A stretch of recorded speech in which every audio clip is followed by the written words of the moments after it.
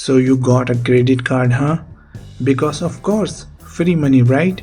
You swipe, you smile, but after 45 days, you regret. You need to understand few traps of credit card providers. Number 1.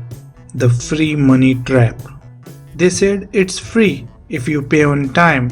You said that's fine and then forgot about it for 6 weeks. When the time comes, just pay the minimum. Welcome to debt treadmill. Number 2.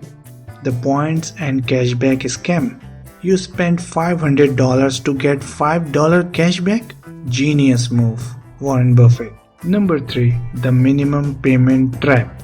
They say you only need to pay $25 this month, so your $1,000 balance becomes your forever roommate. Meet your debt. He lives with you now.